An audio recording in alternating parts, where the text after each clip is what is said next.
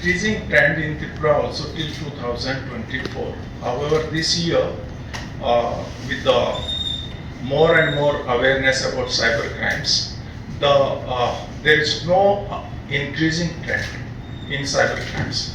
But to give you perspective, in India, country as a whole, these are the figures reported by Times of India, and these are government figures as reported by the newspaper. Financial losses due to cybercrime have grown alarmingly.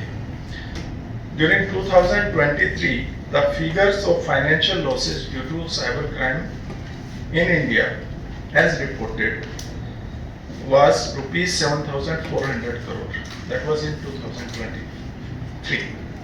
And within 1 year, that is in 2024, the figures rose to 22,800 crore.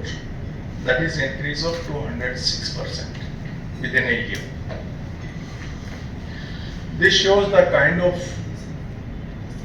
seriousness which we need to tackle this problem.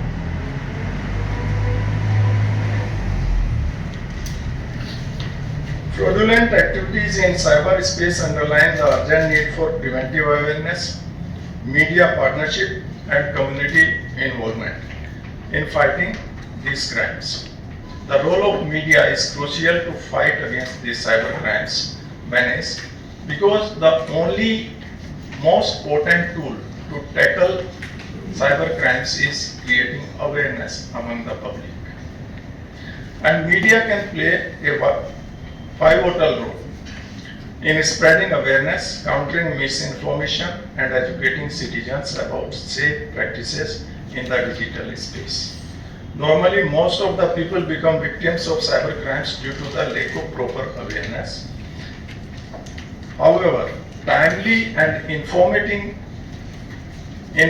reporting can prevent the victimization, strengthen the public trust, and support law enforcement in addressing cyber threats effectively. This workshop has been organized to create a platform for dialogue and partnership between the media and the police. Through open interaction, we aim to share experiences, understand challenges, and evolve strategies for building a safer and more resilient digital ecosystem in Tripura. It requires active partnership with the media, as the fight against cyber crimes in Tripura cannot be won by police action alone. By creating awareness, countering misinformation, and promoting responsible digital uses, we can significantly reduce the risk of victimization and strengthen the fight against cyber threats.